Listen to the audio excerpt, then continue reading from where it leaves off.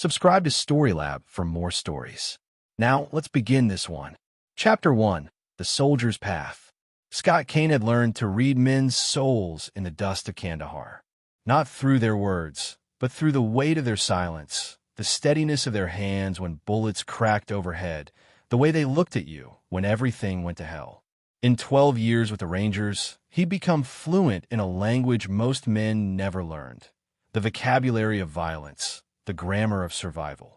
He'd grown up in rural Montana, the son of a third-generation rancher who taught him that a man's word was his bond and his fists were the last resort. His father, William Kane, had broken his back when Scott was 17, and Scott had spent that summer running the ranch alone, 16-hour days under a merciless sun. That was when he learned he could endure anything. When his father recovered enough to sell the ranch, Scott enlisted. He had something to prove, though he'd never articulated exactly what. The Army had refined him like steel in a forge. He'd gone from cocky kid to team leader, earning his Ranger tab through blood, sweat, and a singular focus that bordered on obsession. His commanders called him Ice because nothing rattled him. Firefights, IEDs, night raids into hostile territory, Scott moved through them with the calm of a man who'd already accepted the worst and decided it wouldn't stop him. Then he'd met Tammy Vasquez at a USO event in 2019. She was beautiful, with dark eyes that seemed to see right through his armor. For the first time in years, Scott felt something besides the mission. They married 4 months later, and Tommy was born 10 months after that. Scott had tried to balance it all: the deployments, the family, the impossible demands of both worlds. But Tammy had grown tired of being a military wife, tired of the empty side of the bed, tired of raising Tommy alone while Scott was a world away. The divorce papers came while he was in Syria. She kept it civil, kept it clean. Joint custody, though his custody was theoretical at best given his deployment schedule. Tommy was 7 now, and Scott hadn't seen him in person for 8 months. Video calls, carefully wrapped presents shipped from overseas, promises that Daddy will be home soon. It was never enough, but it was all he could offer. Scott stood in the operations tent at Forward Operating Base Raven, scanning intelligence reports with Felix Galloway and Bernie Graham, his squad mates. The sun was setting over the Syrian desert, painting everything in shades of blood and sand. "You good, Ice?" Felix asked, noting the tension in Scott's jaw. "Always," Scott replied, though his mind was elsewhere. Tommy's last video call had been strange. The boy had seemed nervous, his eyes darting off-screen. Scott had written it off as kid stuff, but something nagged at him. His satellite phone rang, his personal line, not the official one. Scott's stomach tightened. Personal calls out here meant emergencies. "Kane," he answered. "Dad."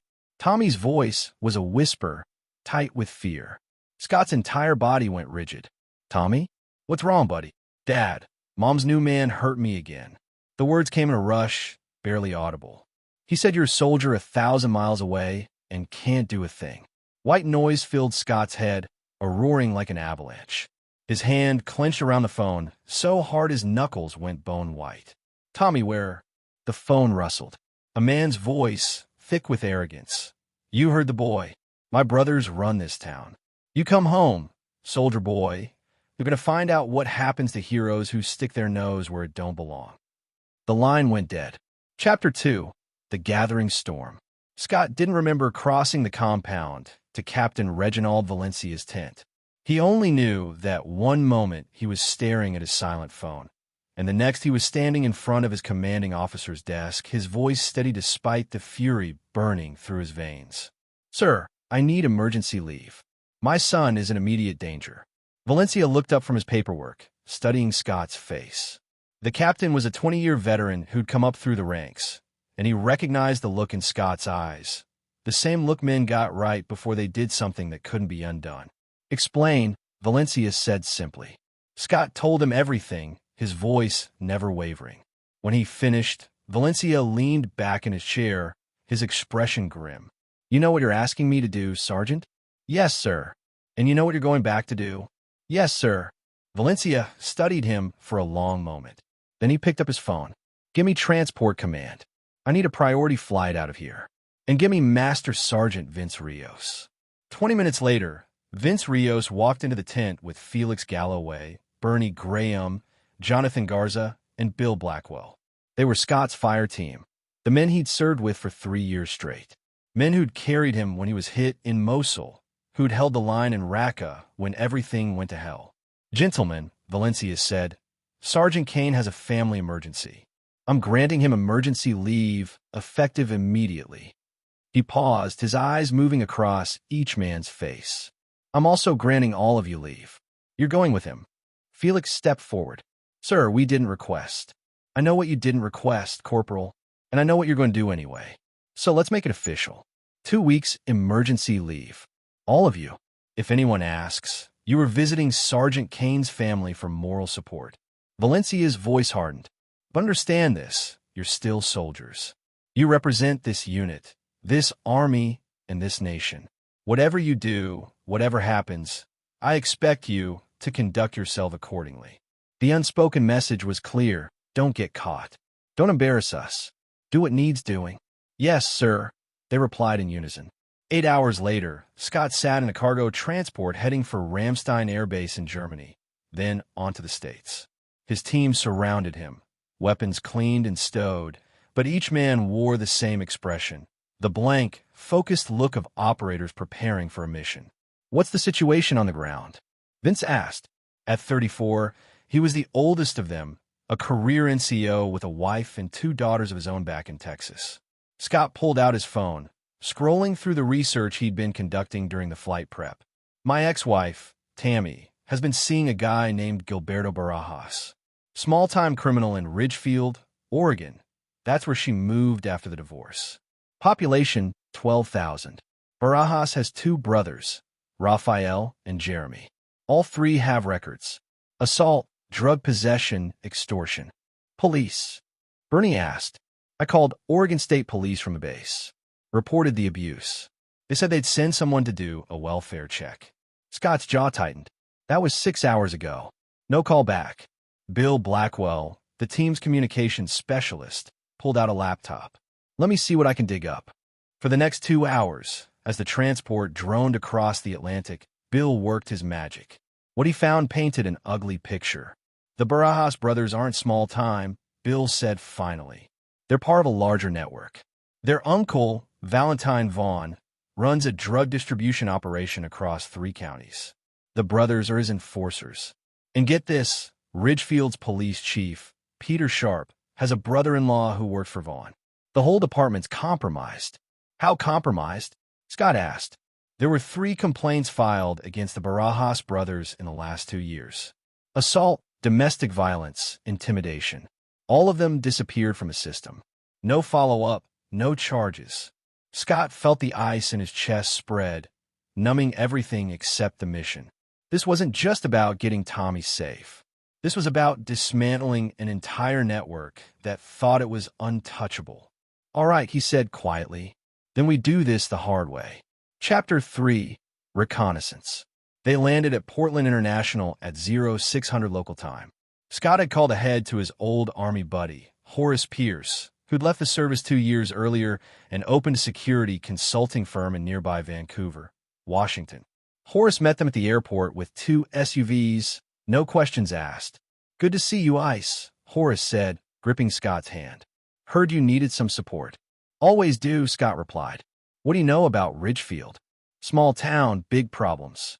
The Vaughn operation is the worst-kept secret in the county.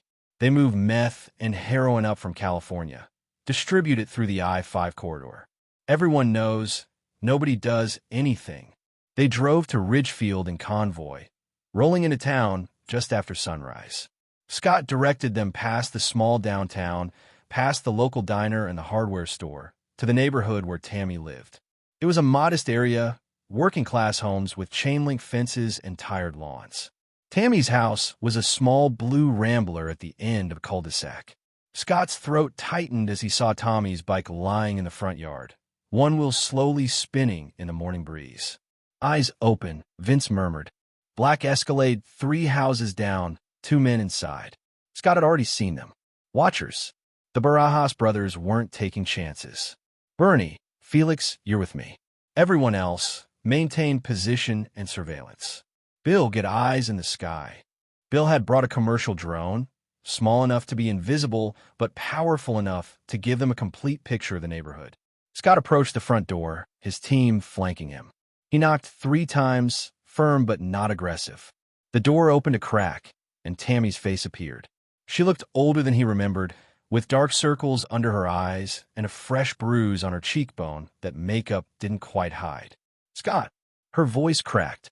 What are you? Where's Tommy? She glanced over her shoulder, then stepped outside, pulling the door closed behind her. You can't be here. Gilberto Hill. Where is Tommy? He's at school. Scott, please, you need to leave.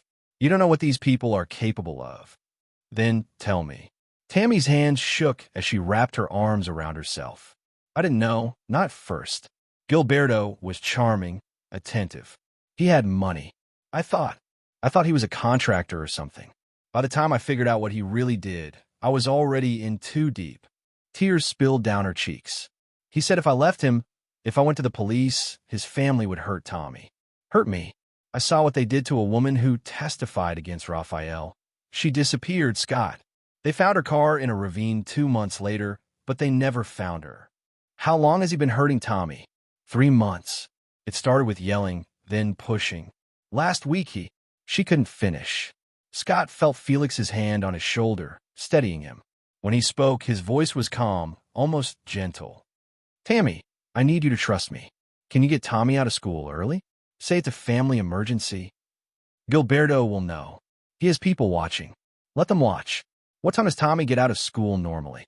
3 o'clock. Where's Gilberto now? He left this morning. He said he had business. She looked at Scott with desperate hope. Can you really get us out of this? I'm going to do better than that, Scott said. I'm going to make sure they never hurt anyone again. After Tammy went back inside, Scott and his team returned to the SUVs. Bill had the drone footage pulled up on his laptop. Got something interesting, Bill said. There's a warehouse on the industrial side of town, a lot of traffic coming and going. Our friends in the Escalade have been in radio contact with someone there. Vaughn's operation? Felix asked. Most likely, but there's more. I pulled property records. The warehouse is owned by a shell company, but I traced it back. Guess who's listed as a silent partner? Don't tell me, Vince muttered. Police Chief Peter Sharp. Not directly. It's buried under his wife's maiden name and 3 other LLCs. But it's there. Scott nodded slowly. So we're dealing with a criminal enterprise with police protection. They think they're bulletproof. What's the play? Bernie asked. Scott looked at his team, these men who'd followed him into hell more times than he could count. We go to Tommy's school, secure him first. Then we start taking apart their operation, piece by piece. But we do it smart. We document everything, build a case that can't be ignored. And when they come for us, and they will, we make sure we're ready. And if they don't give us a choice? Vince asked quietly. Scott's eyes were cold as winter in Montana. Then we handle it the way we handled Mosul. Chapter 4. The First Move. Ridgefield Elementary was a sprawling brick building surrounded by playgrounds and portable classrooms. Scott walked into the main office at 1,400 hours, alone and in civilian clothes, jeans, a flannel shirt, and a baseball cap. He looked like any other parent. Can I help you? The secretary, a pleasant woman in her 50s, asked. I'm Scott Kane, Tommy Kane's father. I'm here to pick him up early, family emergency. The secretary's fingers flew across her keyboard. I'll need to see ID, and I need to verify you're on the approved pickup list. Scott handed over his driver's license. The secretary studied it, then her screen, and frowned. I'm sorry, Mr. Kane, but you're not on the list. Only his mother and...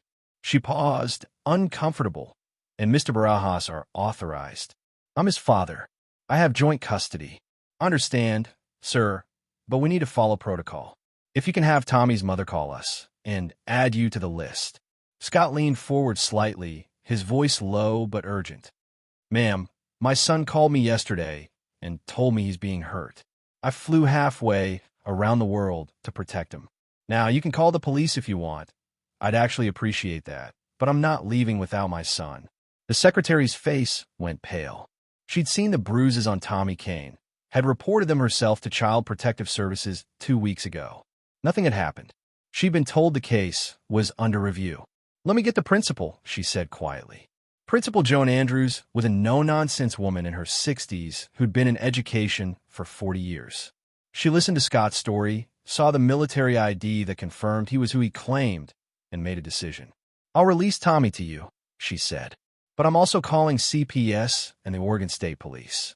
This situation needs to be investigated properly." "I'd expect nothing less," Scott said.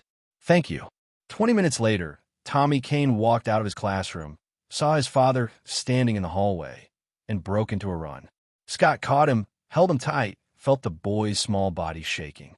"You came?" Tommy whispered. "Always, buddy. Always." As they walked to the SUV where Felix waited, Scott examined his son.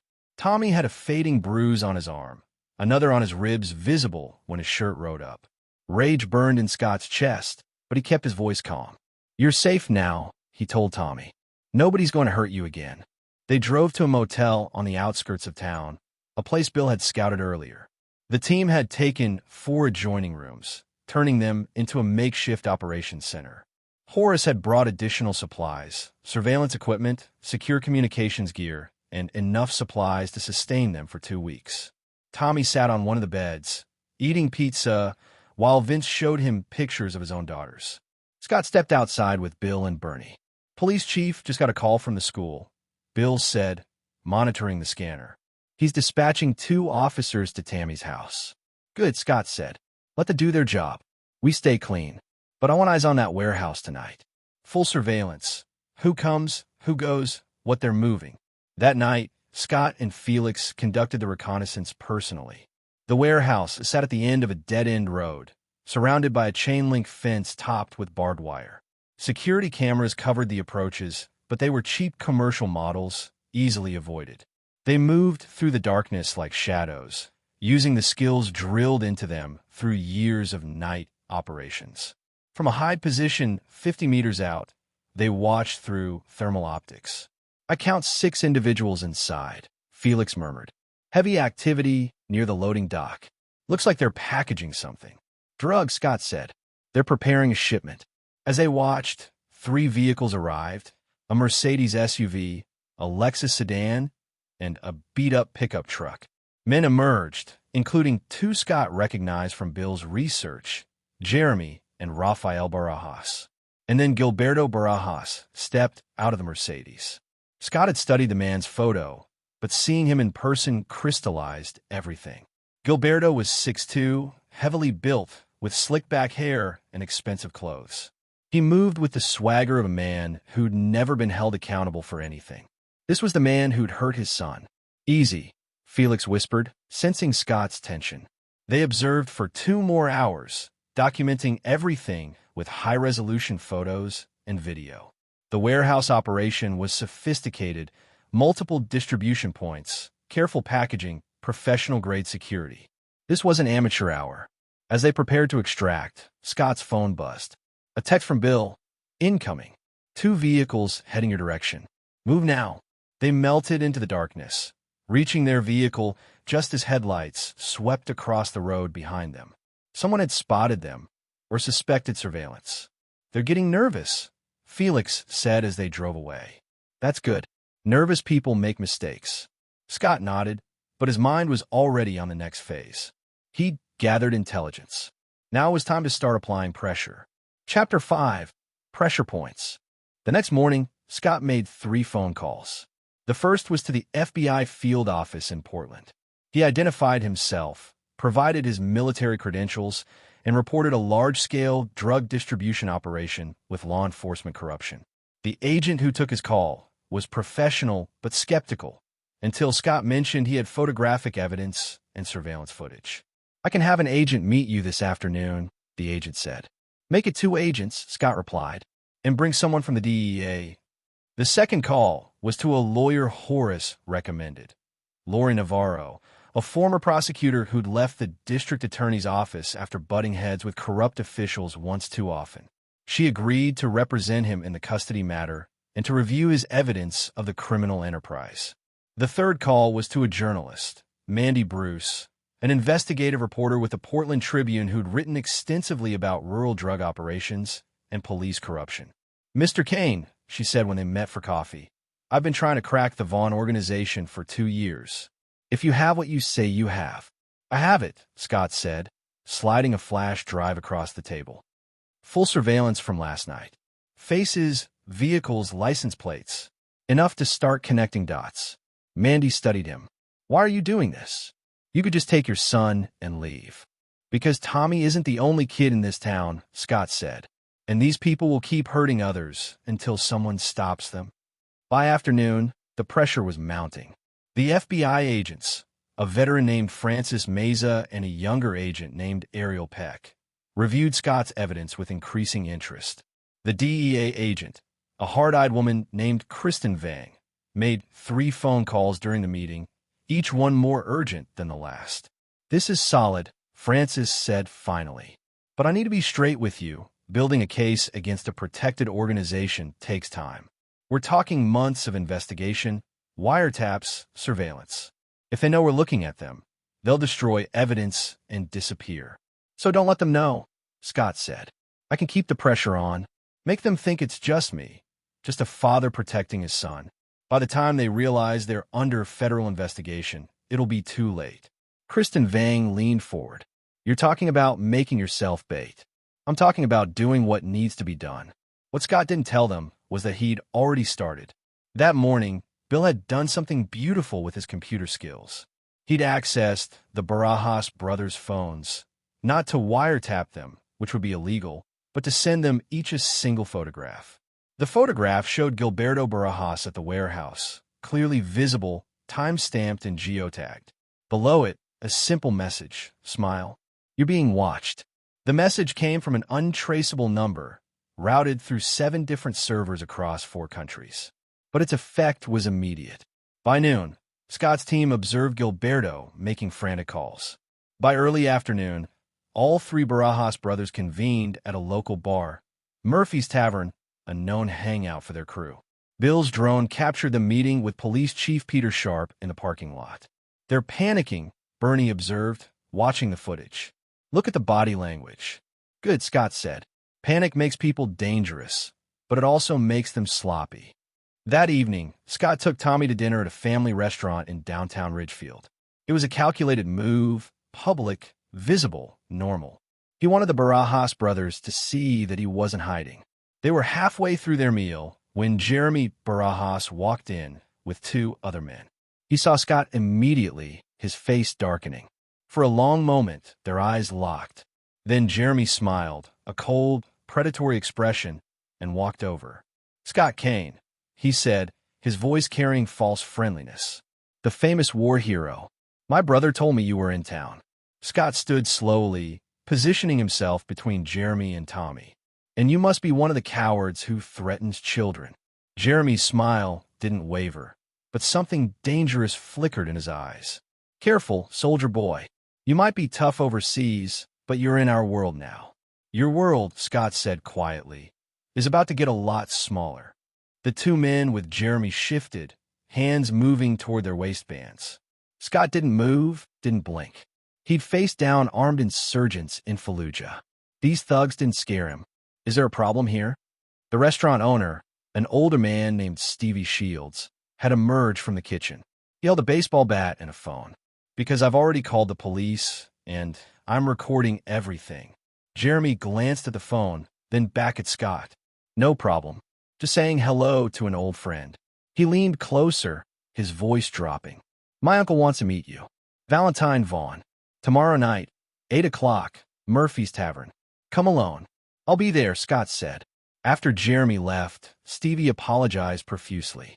Scott thanked him, paid for the meal, and took Tommy back to the motel. "Dad," Tommy asked as they drove, "are you going to be okay?" Scott looked at his son in the rearview mirror. "I promise you, buddy, this is all going to be over soon." That night, the team gathered for a tactical briefing. "They're inviting you into a trap," Vince said. "Murphy's is their territory. They'll have every advantage." "I know," Scott said, "which is why we're going to flip the script." "Bill, can you get eyes and ears inside Murphy's?" "Already working on it. The place has Wi-Fi, which means I can access their security cameras. I can also place some wireless microphones.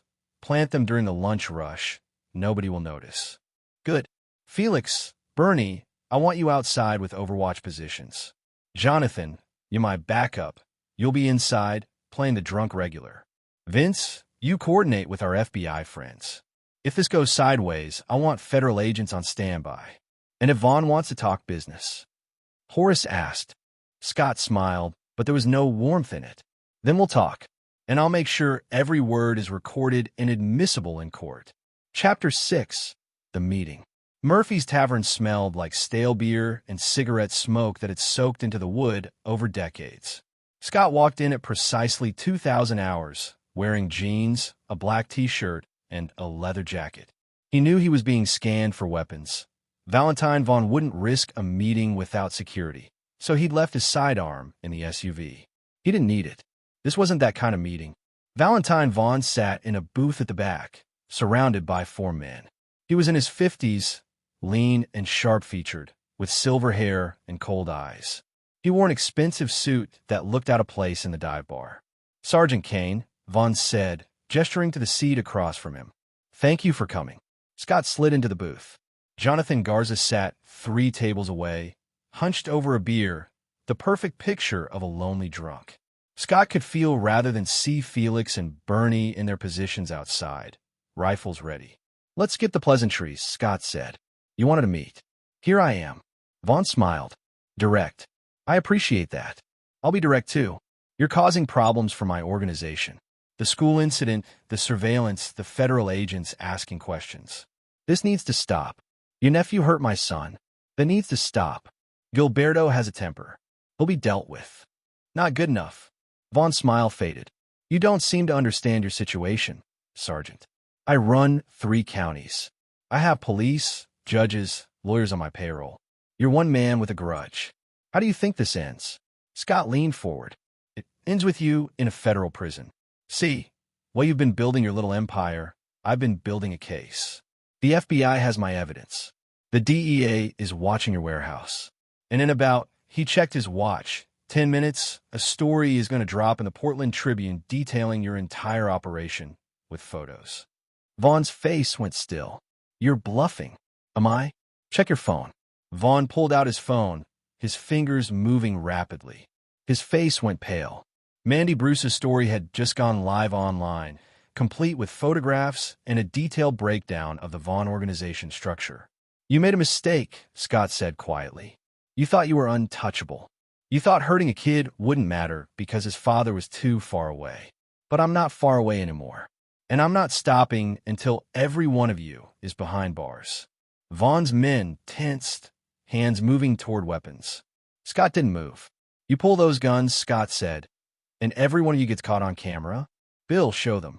On every screen in the bar, the TV above the counter, the old-school arcade machine in the corner, even the jukebox display. The same image appeared, a live feed from the security cameras, showing the booth, showing Vaughn's men reaching for their weapons. Say cheese, Scott said. You're live on the internet. Bill had hacked every device in the bar and was streaming to multiple platforms. Thousands of people were watching. Vaughn's jaw clenched. Turn it off. Not until we're done talking. Here's how this works. You and your organization are finished. The feds are coming. You can cooperate, cut a deal, maybe see daylight before you're 70. Or you can fight, in which case I'll make sure they add every charge they can think of. Your choice. And Gilberto? Gilberto is done hurting people. If he comes near my son again, if he comes near Tammy, if he even thinks about retaliating, I will end him. And I don't mean legally. Do you understand? Vaughn stared at him for a long moment. You're threatening to kill him. I'm promising to protect my family, however necessary. For the first time, something like respect flickered in Vaughn's eyes. You know, Sergeant, in another life, you'd have made a good soldier for my organization. In another life, Scott said, you'd have made an honest living. He stood to leave, then paused. Oh, and Vaughn, tell Peter Sharp his career is over. The FBI knows about his partnership. He'll be arrested tomorrow morning. Scott walked out of Murphy's Tavern, knowing every eye in the place was on him. He'd just painted a target on his back, but he'd also made his position clear. The Vaughn organization could surrender or fight, but either way, they were going down. The question was, what would they choose? Chapter 7. The Trap. The answer came at 0200 hours. Scott was in his motel room, Tommy asleep in the other bed, when Bill's voice crackled through his radio. Multiple vehicles approaching your position. At least 8 men, all armed. Scott was moving before Bill finished speaking. He scooped Tommy up, the boy waking with a start, and carried him to the adjoining room where Vince was on watch. Take him, Scott ordered. Get him a Horace's safe house. Now, Dad. Tommy's voice was small, frightened. It's okay, buddy.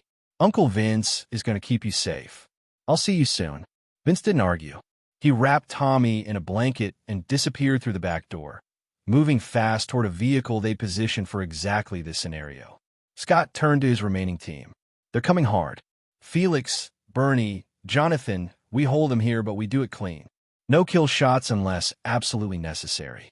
These men need to stand trial. You sure about that? Bernie asked. Because they're not coming to talk. I'm sure. We're soldiers, not executioners. The attack came 3 minutes later. 2 vehicles pulled into the parking lot, disgorging armed men. They weren't subtle. They were here to send a message. But Scott had spent the last 2 days preparing this location. Bill had rig cameras, motion sensors, and remote access to the motel's electrical and security systems.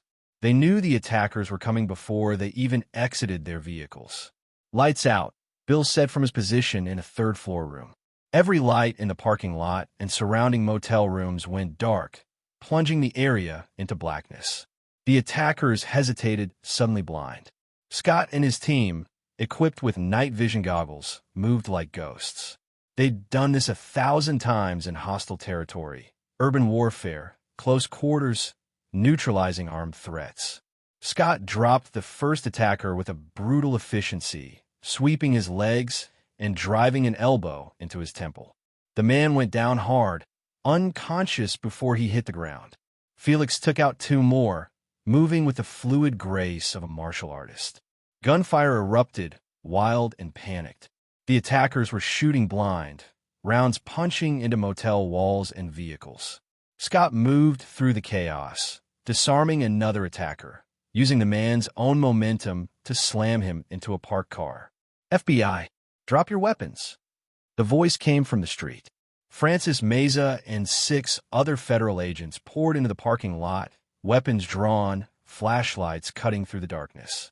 The remaining attackers, realizing they were surrounded and outgunned, threw down their weapons and dropped to their knees. It was over in 90 seconds. As the agents secured the attackers, Francis approached Scott. You knew they were coming. I suspected they might, Scott said. That's why I called you 6 hours ago. You used yourself as bait. I used myself as evidence. Every one of these men is guilty of attempted murder, assault with deadly weapons, conspiracy. You can trace them back to Vaughn. And Gilberto Barajas led them here himself. I saw him in the second vehicle. Francis shook her head, but she was smiling slightly. You're either very brave or very crazy. I'm a father, Scott said simply. The next morning, the arrest began. The FBI, working with Oregon State Police and DEA, executed search warrants across 3 counties. Valentine Vaughn was taken into custody at his mansion. Police Chief Peter Sharp was arrested at his home. Rafael and Jeremy Barajas were picked up at the warehouse. And Gilberto Barajas, facing charges that would put him away for 20 years, did something unexpected. He tried to run. Chapter 8. Reckoning. Gilberto Barajas made it 60 miles before his luck ran out. He'd fled in his Mercedes, heading for the California border, but Scott had anticipated this possibility. Working with the FBI, they put out an alert to every law enforcement agency in the region. When Gilberto's vehicle was spotted on Highway 101, a tactical team was ready. The vehicle chase ended on a rural stretch of road. Gilberto tried to make a stand, reaching for a gun, but the federal agents weren't playing games. They swarmed his vehicle, dragging him out, slamming him to the pavement. Scott watched it happen from the command vehicle, Francis Meza beside him. That's all of them, she said. The entire organization from top to bottom. But Scott knew there was one more piece to handle. That afternoon, he drove back to Ridgefield with Vince and Felix. They went to Tammy's house, where she was packing, preparing to move. "Scott," she said when she saw him. She looked like a different person, the fear gone from her eyes, replaced by cautious hope. "I heard about the arrests. Is it really over?" "It's over. Gilberto's in federal custody. He'll face charges for what he did to Tommy, plus attempted murder, assault on federal agents, a dozen other counts. He's not getting out." Tammy collapsed into a chair, tears streaming down her face. "I'm so sorry. I should have protected him better." "I should have. You did what you could in an impossible situation," Scott said gently. "That's over now. You and Tommy are safe. What happens now? With custody, I mean." Scott had thought about this a lot. "I'm going back to active duty. My deployment ends in 3 months, and then I'm putting in for a stateside assignment. I want to be part of Tommy's life again, really be part of it. But that means working together, being co-parents, not enemies." "I'd like that," Tammy said softly. They spent the next hour working out arrangements. Tammy would move to Vancouver, Washington, closer to Scott's eventual duty station at Joint Base Lewis McChord. Tommy would have consistent time with both parents. They'd go to therapy, all 3 of them, to work through the trauma. It wasn't perfect. It wasn't a fairy tale reconciliation, but it was real and it was right. That evening, Scott took Tommy to a park overlooking the Columbia River. The boy had been quiet since his rescue, processing everything in the way kids do, through play, through routine, through small questions that revealed deeper fears. "Dad," Tommy asked as they sat on a bench, watching the sun set over the water, "are the bad men really gone?" "They're gone, buddy. They're in jail, and they're going to stay there for a very long time." "Because of you?" Scott considered his answer carefully. "Because a lot of good people work together. The FBI, the police officers who weren't corrupt, the journalist who told the truth, my team who came to help. Nobody does these things alone. But you started it. I did what any father would do. I protected my son." Tommy leaned against him, small and warm. "I knew you'd come. Even when Gilberto said you couldn't, I knew." Scott wrapped his arm around his son, feeling something unlock in his chest. "I will always come for you, Tommy. No matter where I am, no matter what happens. That's a promise." Chapter 9. Aftermath. 3 weeks later, Scott stood in federal court in Portland, watching as Valentine Vaughn, Peter Sharp, and the Barajas brothers were arraigned. The charges were extensive: drug trafficking, racketeering, corruption, assault, attempted murder. The judge denied bail for all of them. Gilberto Barajas, facing an additional charge of child abuse, would go to trial in 3 months. But the evidence against him was overwhelming. Testimony from Tommy, from Tammy, from teachers who'd seen the bruises. Combined with his other charges, he was looking at life without parole. After the arraignment, Scott met with Francis Meza and Kristen Vang outside the courthouse. "We couldn't have done this without you," Francis said. "Your evidence, your testimony, it was all crucial." "I just want to make sure it sticks," Scott said. "That they don't find some technicality to walk." "They won't," Kristen assured him. "We got them cold. And the case has opened up 3 other investigations into rural drug operations. You've done more than save your son. You've helped clean up an entire region." That afternoon, Scott returned to the motel to pack. His team had already left, returning to base one by one. They'd faced questions about their leave, about what they'd been doing, but Captain Valencia had been true to his word. The official record showed they were supporting a fellow soldier's family emergency. Nothing more. Horace Pierce helped him load the last of his gear. "You did good, Ice," he said. "Real good. Couldn't have done it without you. Any of you. That's what brothers do. You need anything, anytime you call." Scott's flight back to Syria left that evening. As he sat in the departure lounge, he video-called Tommy. The boy was with Tammy, already settling into their new apartment in Vancouver. "When will you be back, Dad?" Tommy asked. 3 months. Then I'm home for good. We'll get you signed up for baseball. Maybe go camping. Would you like that?" "Yeah." Tommy's face lit up, the fear finally gone from his eyes. After he hung up, Scott leaned back in his chair, feeling the exhaustion finally catch up with him. He'd barely slept in 3 weeks, running on adrenaline and purpose. But it had been worth it. His son was safe. The men who hurt him were in prison. Justice, messy and imperfect as it was, had been served. His phone buzzed. A text from Vince. "Safe travels, Ice. See you on the other side." Another from Felix. Drinks when you get back. You're buying. And one from Bill. Already counting down the days until we're stateside again. Tommy's lucky to have you as a father. Scott smiled, pocketed his phone, and boarded his flight. 3 months later, Scott kept his promise. He separated from the Rangers and took a training position at Fort Lewis. He bought a house 15 minutes from Tammy's apartment. Tommy's room had a view of Mount Rainier. They went camping in the Cascades. Tommy joined Little League. On weekends, Scott coached his team. Slowly, carefully, they built a new normal. Sometimes Tommy still had nightmares. Sometimes Scott did too, different nightmares from different wars. But they faced them together. One evening, as Scott tucked Tommy into bed, the boy looked up at him with serious eyes. "Dad, will you teach me to be brave like you?" "You already are brave," Scott said. "You called me when you were scared. You told the truth when it mattered.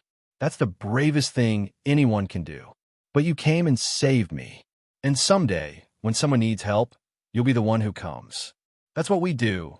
We protect the people who can't protect themselves." Tommy thought about this, then nodded. "Okay, I can do that." Scott kissed his forehead. "I know you can, buddy. I know you can." As he left Tommy's room, Scott paused in the doorway, looking back at his sleeping son. He thought about the journey that had brought them here, the desperate phone call, the flight home, the battle against corruption and violence. He thought about the team that had stood with him, the agents who'd believed him, the people who'd risked their own safety to do what was right. Justice wasn't always clean. It wasn't always easy, but it was always worth fighting for. Scott turned off the light and closed the door, carrying that truth with him into the night. This is where our story comes to an end. Share your thoughts in the comments section. Thanks for your precious time. If you enjoyed this story, then please make sure you subscribe to this channel. That would help me a lot. Click on the video you see on the screen, and I will see you there.